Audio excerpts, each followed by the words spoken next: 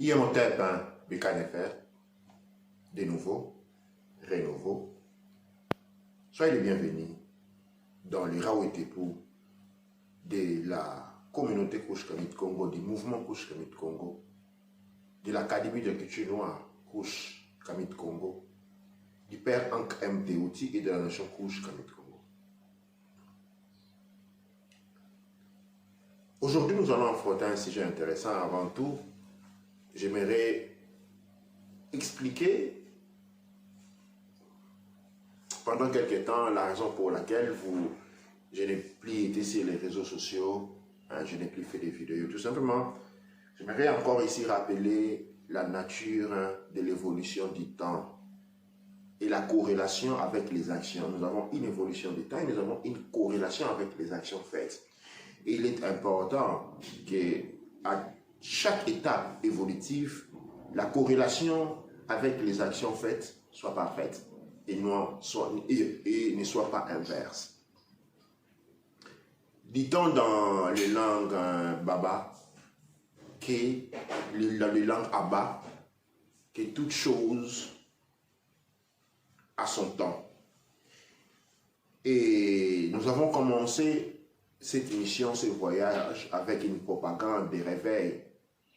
Et nous sommes en train de la conclure avec des positions faites. La raison fondamentale pour laquelle je n'ai fait plus d'émissions publiques, et ce que je suis en train de faire sont peut-être les derniers, et que ce n'est plus ce temps-là.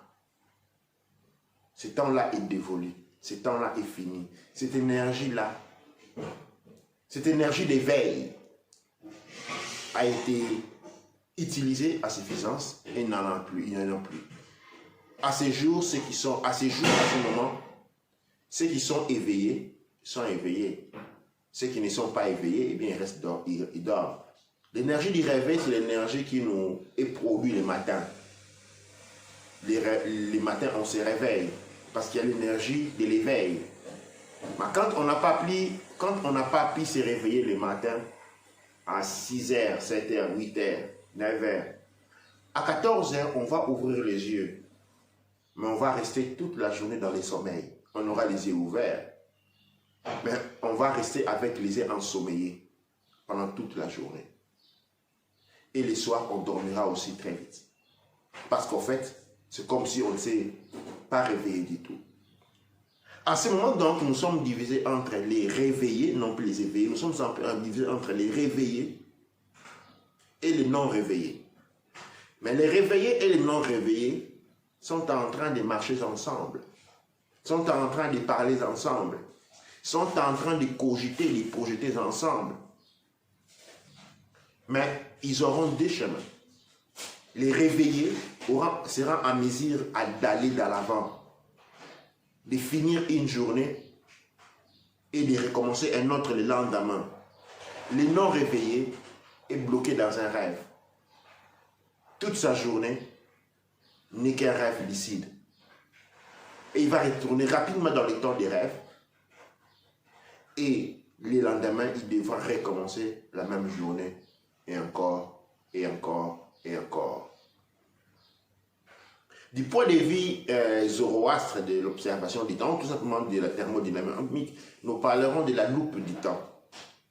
Un non réveillé est quelqu'un qui est bloqué dans une loupe de temps, les temps qui se répètent, les jours qui se répètent, sans qu'il puisse s'en rendre compte.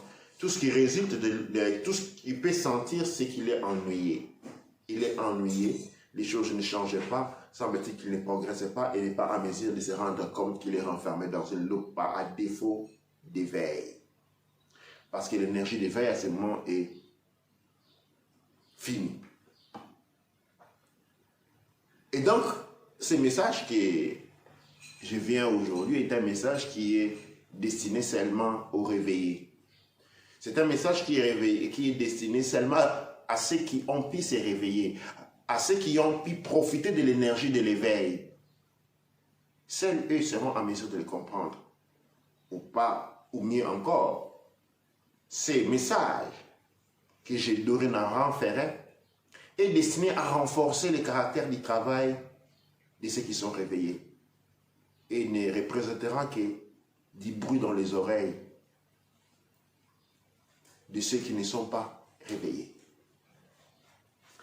Nous allons aujourd'hui parler d'un artifice fondamental qu'il est essentiel de comprendre une fois qu'on est réveillé.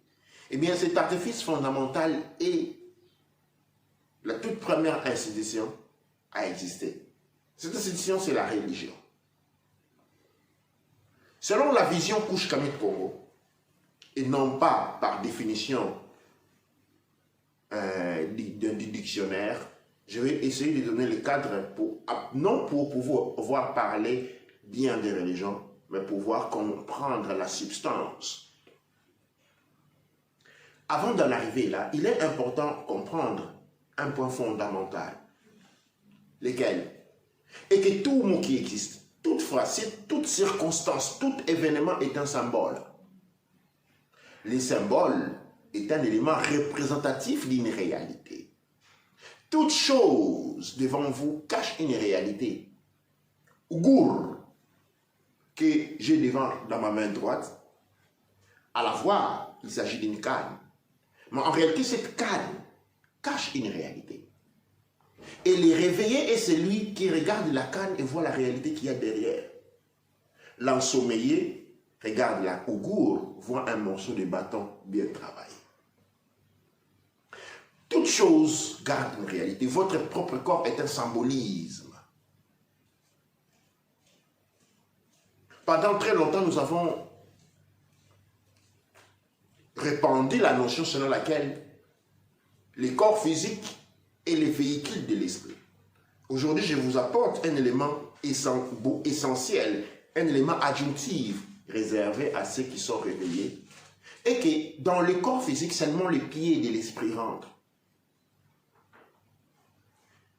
Fermez les yeux un moment, imaginez-vous en tant qu'être spirituel, énorme, et c'est seulement vos pieds qui rentrent dans votre corps physique. Vous regardez votre corps physique d'en haut, comme ça. Essayez de regarder vers le bas. Et regardez le bas, c'est votre corps physique. Le tout premier être adamique à avoir été créé, vous le retrouvez dans les textes anciens, était un géant énorme, d'état colossal. Ce géant ensuite a été modifié, manipulé, non pas pour les réduire dans la tête, mais pour les piéger à l'intérieur de son esprit à croire qu'il est un être petit. Quand vous êtes en train de bouger vos mains, ce n'est pas vous, vous avez conscience que votre main, du point de vue de la géométrie du corps physique, représente un instrument, 5 doigts, mais ce n'est pas vous, ces 5 doigts-là. Vous êtes beaucoup plus grand. Eh bien, notre corps physique a la même fonction. Ce ne sont que les pieds de notre esprit. Ou, dit d'une autre manière, notre esprit ne peut pas s'asseoir dans le corps physique. Il n'y a que les pieds qui y rentrent. Parce qu'il y a une fonctionnalité. Les pieds nous servent pour marcher, mais les pieds ne sont pas notre existence. Imaginez l'état de quelqu'un qui est convaincu qu'il n'est que ses pieds. Il devient aveugle parce que les pieds n'ont pas de yeux. Mais les pieds peuvent penser de voir. Mais les pieds ne voient pas. Les pieds peuvent penser de respirer parce qu'il y a un mouvement d'entrée et de sortie d'oxygène. Mais les pieds ne respirent pas. Et c'est ça l'identité du corps physique. Une partie essentielle de l'existence de l'esprit, mais en même temps, une partie les plus petites de l'esprit. Comme je viens de le dire, c'est un message réservé aux réveillés. Mettez-vous debout. Imaginez votre corps n'être que dans vos pieds. Prenez votre taille. Ok? Élevez-vous en hauteur. Voyez-vous comme un géant de 15 mètres. Et votre corps ne représente que ses chaussures. Regardez vers le bas et vous avez votre corps. Vous pouvez bouger vos pieds. C'est comme ça que vous bougez votre corps. Mais l'essentiel se trouve à l'extérieur. Parce que là où partent les pieds est décidé par le cerveau. Et le cerveau se trouve haut. La direction que prennent les pieds est dictée par le cerveau. Et le cerveau se trouve haut. L'énergie qui va dans les pieds vient du ventre. Et le ventre se trouve haut. La force des pieds est aussi donnée par les genoux. Et les genoux se trouvent haut. Le corps physique ne sont que les pieds.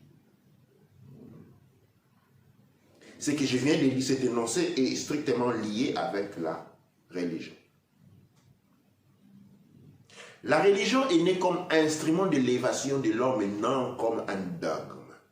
Il devint un dogme à l'échec de la substance institutionnelle des religions.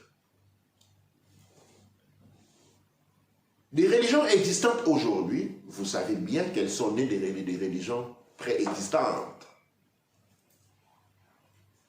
La chrétienté née de la pré-chrétienté. L'islam naît de l'après-islam, l'hindouisme naît de l'après-hindouisme, le bouddhisme, ainsi de suite. Même dans les religions traditionnelles qui sont présentes en Afrique, ils sont des vestiges de notre système de connaissances, de notre système de savoir et de notre système de régulation de la vie pour l'évolution de l'esprit.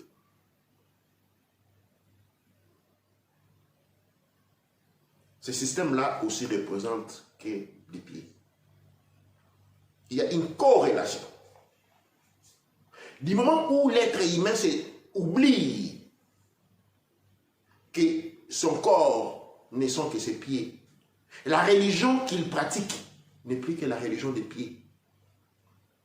Ça signifie quoi la religion des pieds? Souvenez-vous, je vais dire que les pieds sont aveugles.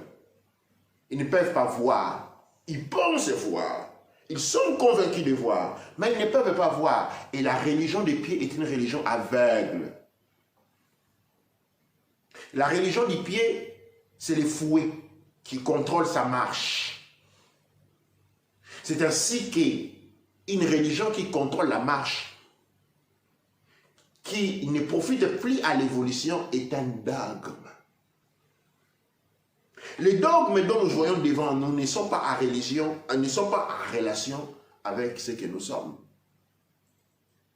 Mais les dogmes religieux sont en conformité avec l'état de l'aveuglité et de l'ignorance. Ils correspondent. D'où il est inutile de lutter contre les religions. Il faut s'élever. Il faut reprendre sa position. Il faut se redécouvrir parce qu'à chaque niveau d'éveil correspondra à notre niveau de religion.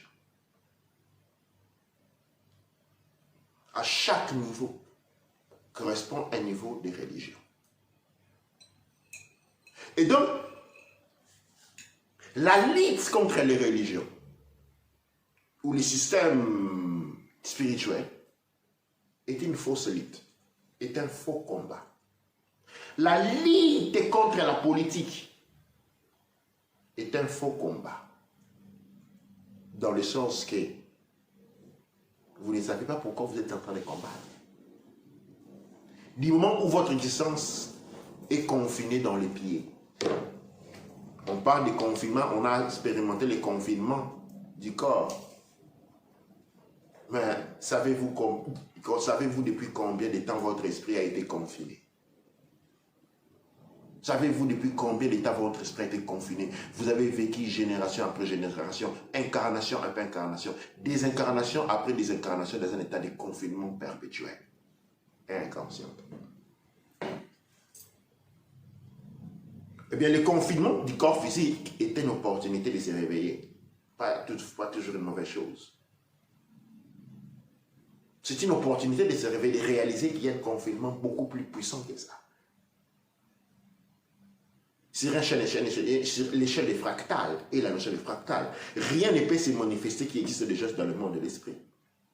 Et si nous avons un confinement, c'est-à-dire nous avons un confinement au niveau de l'esprit, si nous avons une pandémie, si une pandémie se manifeste sur le plan physique, c'est parce qu'il existe une pandémie beaucoup plus sauvage sur le plan de l'esprit. Et la pandémie sur le plan de l'esprit, c'est l'ignorance. La mathématique sacrée veut qu'un lien de coexertion typiquement mathématique puisse exister en termes de corrélation. Qu'est-ce que je suis en train de dire? Et l'énoncé est la suivante. La manifestation ou toute manifestation sur le plan des réalités physiques est en corrélation directe et proportionnelle aux manifestations sur le plan de l'esprit. Si nous faisons un schéma typiquement mathématique et nous prenons ce qu'on appelle un variable tel que x, y, et entre x et y, nous avons un trait, disons, inégalité. L'égalité sur les plans spirituels et sur les plans physiques sont de nature improportionnelle.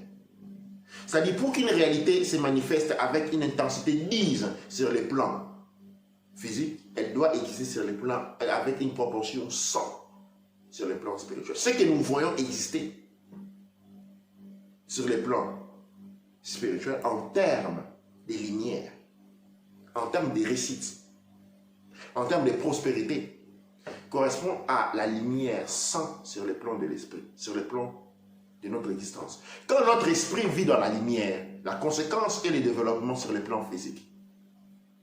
Pourquoi? Parce qu'il y a conscience de l'état de ce que l'on est. Parce qu'il y a connaissance véritable. Et la connaissance véritable est la lumière. Et de la lumière porte le développement. Du moment où l'on ne vit plus dans les mensonges, on ne peut qu'être évolué. Pourquoi on ne peut qu'être éveillé? Parce que l'énergie qui se trouve au niveau du moi supérieur, parce que le moi supérieur n'est pas une réalité détachée de nous. Nous sommes le moi supérieur. Mais celui qui est convaincu d'être son corps physique est dans le moi inférieur, c'est-à-dire il vit en coexertion avec l'esprit animal qui possède le corps. Et il s'y confond, il s'y identifie. Et mérite son sort. Vous connaissez c'est quoi le sort de l'animal? Vous connaissez c'est quoi le sort du corps physique? Si vous l'avez oublié, je vais vous le rappeler. Le corps physique est poussière et il retournera à la poussière. Mais l'esprit n'est pas poussière. L'esprit est lumière. Et la lumière ne peut que continuer à éclater. Aujourd'hui plus qu'hier et demain plus qu'aujourd'hui. Quand on est dans la lumière de l'esprit, eh bien, on ne peut avoir qu'un développement parce que ce qui est du haut correspond à ce qui est en bas. Ce qui est en haut, comme ce qui est en bas, n'est pas une notion qui définit l'état du paradis et l'état de l'enfer ou de la terre. Ce qui est en haut parle du moi supérieur de l'esprit. Ce qui est en bas signifie la réalité que nous vivons à travers nos pieds. Mais à la terre, nous la regardons d'en haut. Notre vie, nous la regardons d'en haut. N'oubliez jamais cela. Vous qui êtes réveillés, votre vie, vous la regardez d'en haut. Votre corps, vous l'envoyez d'en haut.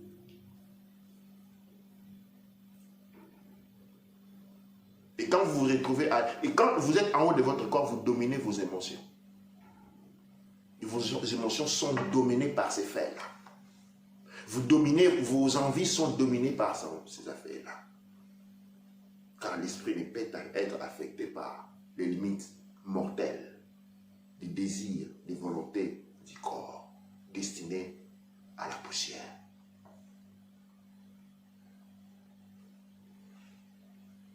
Différents niveaux de religion. Les religions peuvent être ici définies comme des lunettes qui peuvent être déréglées, réglées ou complètement noires. C'est-à-dire, vous transmet de l'ignorance. Quand vous n'avez pas de bonnes lunettes, eh bien, vous ne pouvez pas bien voir. Et c'est que la religion est devenue exactement cela. La religion du corps. Or, la religion qui doit être pratiquée, c'est la religion de l'esprit.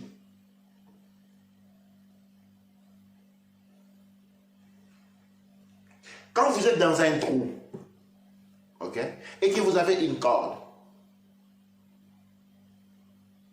ou disons encore, vous êtes devant un arbre, et vous voulez grimper, vous avez une corde. Qu'est-ce que vous faites? Vous prenez votre corde, vous l'attachez à un morceau de pierre, vous la tournez et vous la lancez plus haut. Elle s'attache plus haut et cela vous permet de grimper en sécurité.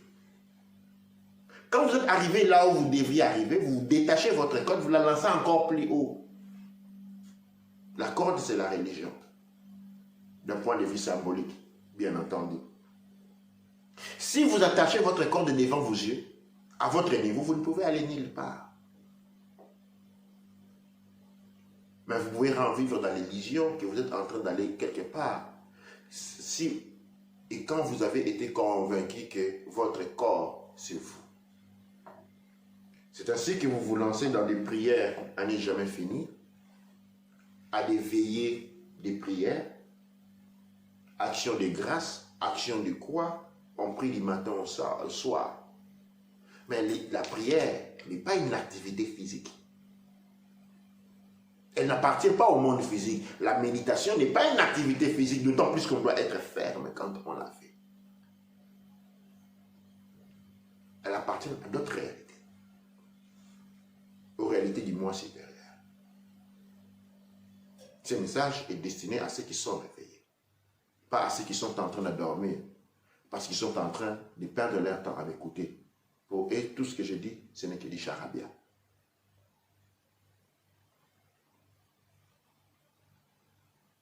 Et donc, nous devons, à ce point-ci, nous détacher, sortir de l'illusion.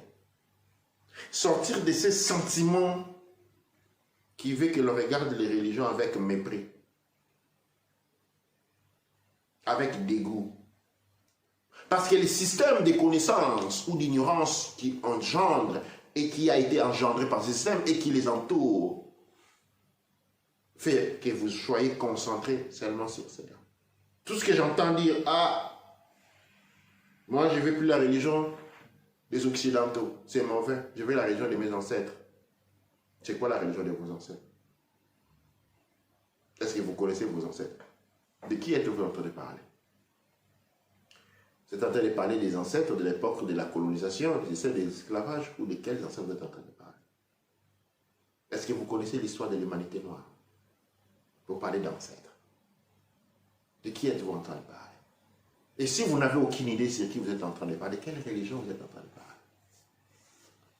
Et quand bien même vous soyez en possession des vestiges religieux de cette religion, à quoi elle servait? C'était quoi l'objectif de cette religion? Parce que les objectifs qu'avait mon arrière-grand-père n'ont rien à voir avec les objectifs que j'ai aujourd'hui, parce que mon arrière-grand-père ne vit pas dans le monde dans lequel je vis aujourd'hui. Les objectifs que vous avez aujourd'hui ne seront pas les objectifs dans lesquels auront vos vos arrière-petits-fils, parce que vous vivrez dans des mondes complètement différents. Vous avez Corona et ils n'auront pas Corona. Vous avez le confinement physique et ils n'en auront pas.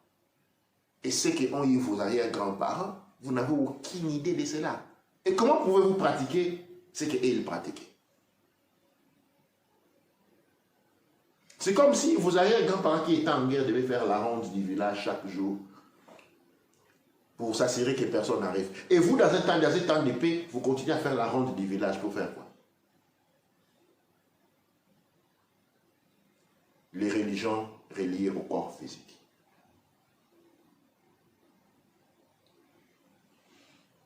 À chaque niveau d'évolution, une religion différente. À chaque niveau de spiritualité, une religion différente. Qui ne sont que des lunettes à travers lesquelles l'on voit. Une corde qu'on jette au-dessus pour pouvoir monter. Elle n'est pas structurée en termes de dogmes, imposant des prières journalières, imposant une démarche. Mais elle est composée des pratiques, des principes, des vertus évolutives, capables de garantir l'évolution de tout être, d'un point à un autre. Et donc aujourd'hui, pour ceux qui sont réveillés, il faut un regard différent, une approche différente quand on traite de cette matière. Mais de point de vue d'origine, nous devons d'abord nous débarrasser des sentiments liés au corps physique. Quand nous sommes en train de parler de l'évolution. Un des erreurs principales qui a maintenu cette illusion ou cette ignorance ou cette obscurité garantiste est le principe scientifique de l'évolution, où l'on veut que l'espèce humaine soit évoluée de la grenouille ou du petit poisson les cétacés jusqu'à devenir un être complexe. Eh bien, pourquoi les autres cétacés ne continuent plus à évoluer devant nos yeux? Pourquoi les singes ne sortent-ils pas des forêts pour devenir un homme? En réalité, l'évolution a toujours eu lieu, mais c'était l'évolution de l'esprit. Encore une fois, confiné dans la petitesse du corps physique, on ne peut rien voir. Mais l'évolution est l'évolution de l'esprit, et l'esprit continue à évoluer. Du point de vue de la structuration et de la thermodynamique, nous pouvons garantir et dire que dans un corps physique peuvent exister 3 genres d'esprit. L'esprit animal, l'esprit humain et l'esprit divin. Je vais m'arrêter à ce point-là. L'esprit animal, l'esprit humain et l'esprit divin. Et ils sont reliés par des facteurs évolutifs. Ils sont reliés par un chaînon évolutif. Ce qui veut dire qu'en ce moment même, nous sommes en pleine évolution. Parmi nous, du point de vue de l'esprit, il y a ceux qui sont plus évolués, moins évolués, en retard, tourmentés, en retard, et sur complètement un autre chemin d'involution. Et ça, c'est un caractéristique principal. L'évolution va vers les hauts, c'est-à-dire les rejoignements du moi supérieur. L'auto-identification avec le moi supérieur. L'involution va à travers la segmentation, la déstructuration, la division avec le moi supérieur, où on s'identifie au corps, aux besoins du corps. On se sent qu'on est corps. On se voit dans le corps physique et le corps physique devient le réceptacle du corps. Elle devient la prison de votre conscience. Combien petit devez-vous être pour rentrer dans vos chaussures? Complètement. Imaginez cela. Regardez-vous. Regardez vos chaussures. Combien devez-vous être rapetis? Combien devez-vous être diminué pour que vous pouvez rentrer complètement physiquement dans vos chaussures? Exactement le même principe s'applique. Exactement le même principe s'applique. Ce message est envoyé et réservé aux réveillés, pas à ceux qui ne se sont pas réveillés. Ceux qui ne se sont pas réveillés, ce ne sont que des bruits. Nous sommes et nous arrivons dans l'année de la mère divine. Deuxième année de la mère divine, et nous rentrons dans une phase différente religieuse. Dans le sens que nous nous apprêtons à pratiquer une religiosité de plan supérieur. La religion ici est un ensemble de techniques, est un ensemble de valeurs intrinsèque, dont le seul objectif est celui de permettre la reconnexion avec le moi supérieur. Cette reconnexion passe à travers une mise en sécurité du corps physique. Un corps souillé ne permet pas une bonne marche. Si vous avez des chaussures trouées, vous ne pouvez pas courir.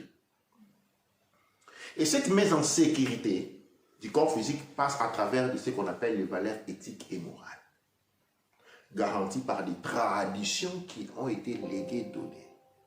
Et par conséquent, une révalorisation des traditions et mœurs, selon les objectifs. Mes ancêtres Zoulous, prenons les Zoulous. Les Zoulous,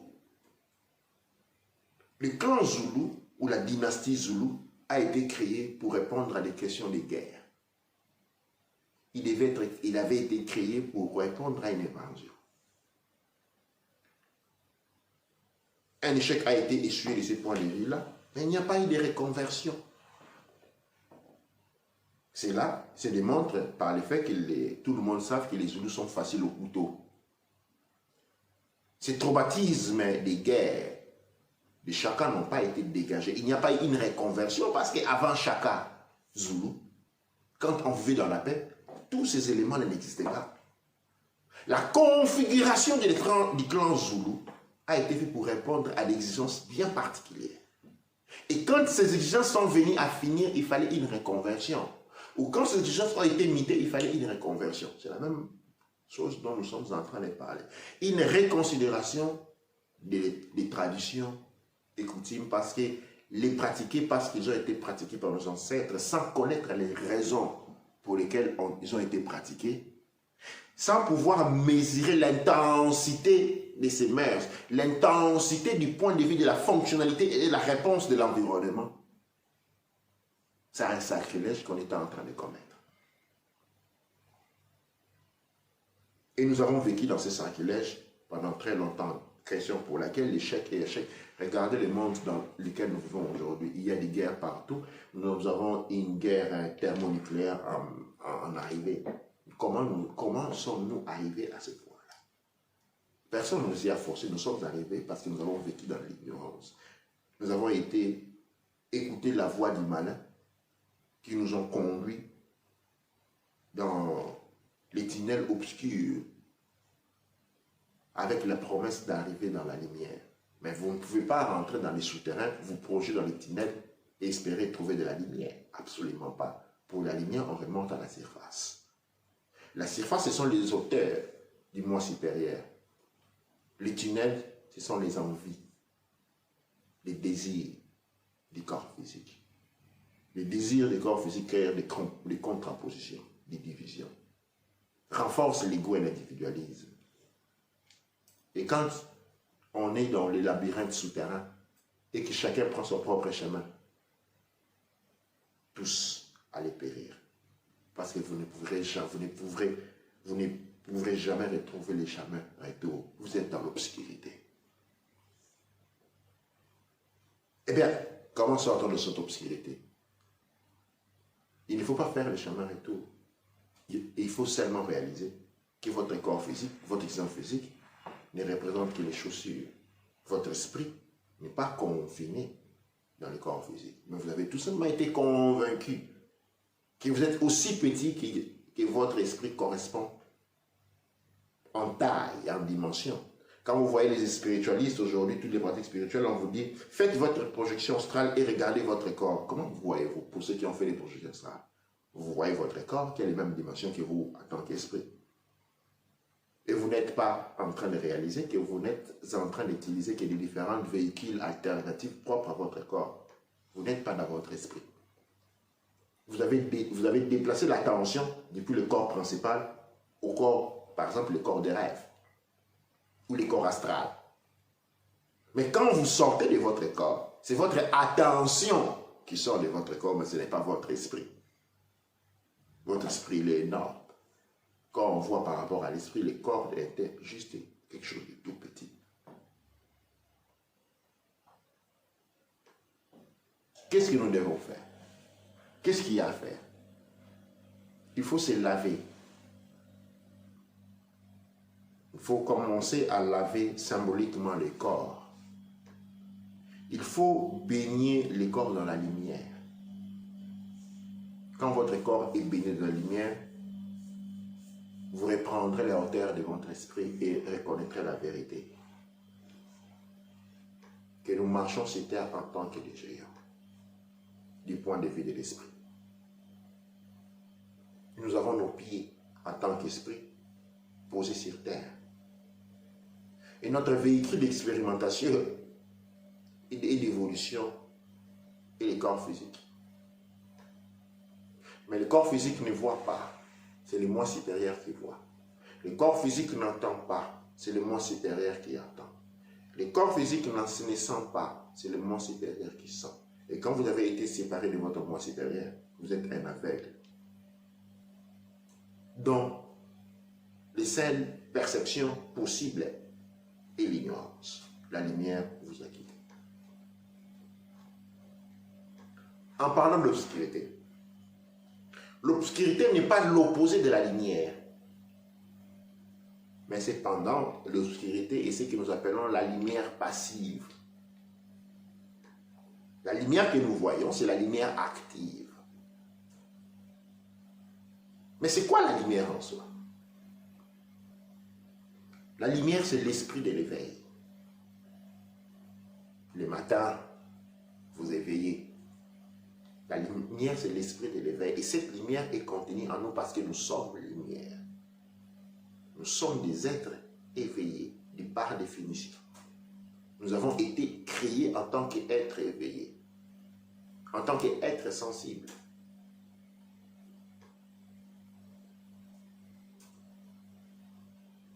Et nos pieds marchent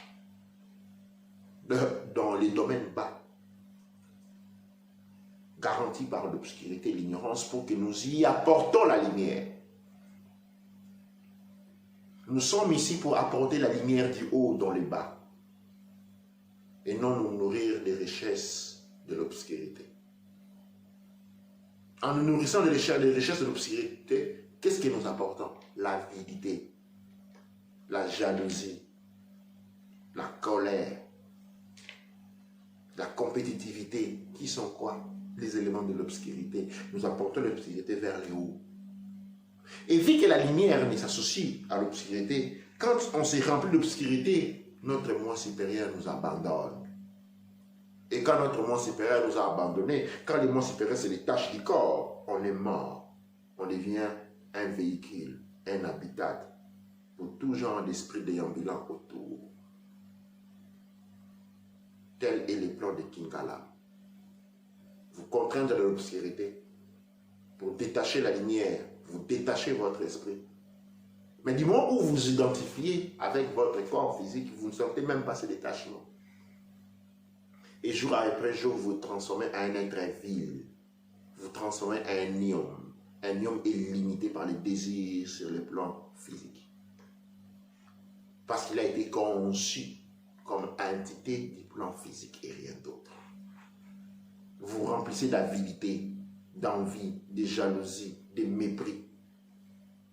Parce que vous vous êtes détaché du moi supérieur. Vous avez été détaché de la lumière.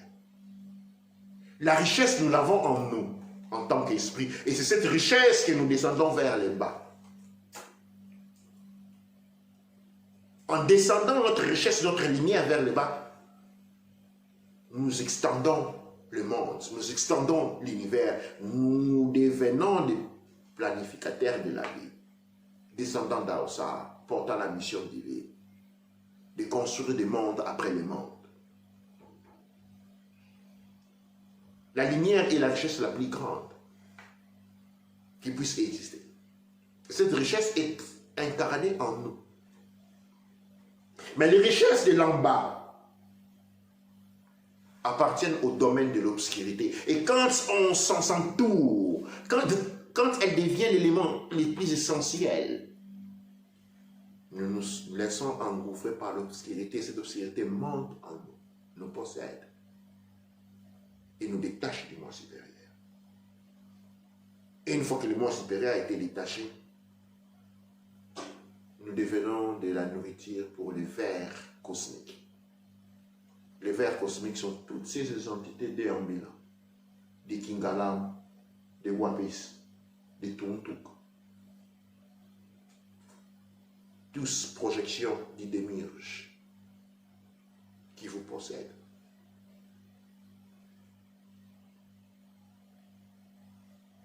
Aujourd'hui, nous avons fait un pas un peu plus en profondeur dans des notions, des compréhensions qui n'appartiennent pas à notre réalité. Aujourd'hui, nous sommes rentrés dans une religiosité qui n'est pas celle que vous avez connue. Mais cette religiosité n'est réservée qu'à ceux qui ont fait la première partie du travail. Ils se sont réveillés en profitant des énergies du matin. Ceux qui ne se sont pas réveillés en profitant des énergies du matin, eh bien cette connaissance est juste du bruit à leurs oreilles. L'énergie du matin, le soleil du matin, et ce qui a été démonisé dans les religions que vous connaissez. Cette énergie porte un nom, Luciferus,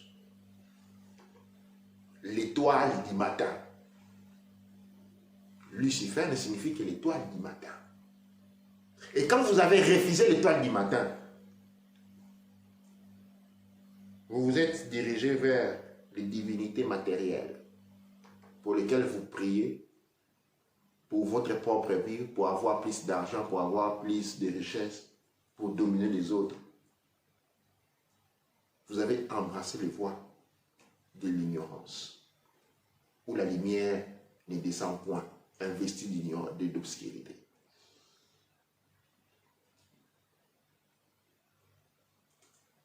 Nous devons nous vider de nos dogmes. Nous devons nous vider de ces limites traditionnelles et culturelles, lesquelles qu'elles soient-ils. Mais comment les faire? En vous désignant un objectif, en faisant une révision de ce qui réellement qu'on pourrait contribuer à ces objectifs et ces plans. Aujourd'hui, nous vivons déjà dans une séparation. Vous ne les voyez peut-être pas, vous les sentez un peu, que le monde d'hier n'a rien à voir avec le monde d'aujourd'hui. Mais il n'est qu'une phase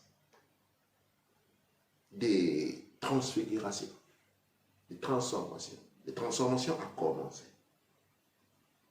Et les réveillés sont sur la voie des transmutations.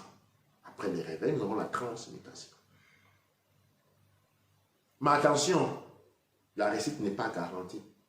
Il y a ceux qui, sur la voie de la transmutation, vont prendre d'autres chemins et se retrouver dans d'autres univers. Voilà, aujourd'hui, je viens au bout de ces Raoult et Tepou. Je sais qu'elle puisse apporter de la confusion en vous. Mais cette confusion n'est guère pour vous égarer, mais plutôt pour vous permettre de rester à un endroit, explorer ce que vous êtes. Vous n'êtes pas dicté, ce que vous êtes n'est pas dicté par les mouvements que vous faites, mais plutôt par le niveau de conscience de soi que vous développez. La connaissance de soi. Et le soi, c'est le moi supérieur. Et ce qui vous libère. Et ce qui vous élève. Et ce qui vous garantit l'éternité. Parce que l'esprit vit éternellement. L'esprit vit éternellement. La vie est éternelle. La vie est éternelle. La vie s'embrasse avec la lumière et nous sommes lumière. La lumière ne s'éteint point. Elle change de point. Elle voyage. Tout comme l'ignorance, qui est l'obscurité, ne vient occuper que les espaces vides laissés par la lumière. Mais dans l'ignorance, dans l'obscurité, dans la lumière de la connaissance, il n'y a pas d'interruption de vie. Il y a un déplacement de conscience. Un déplacement d'attention. Le déplacement de conscience sur le plan de l'esprit correspond au déplacement d'attention sur le plan psychologique, pour ne pas dire le plan physique. Je vous remercie pour les Raoult et Tepou d'aujourd'hui. Vous avez été nombreux à l'écouter. Nous nous retrouvons prochainement. Ankh Ouja Semen.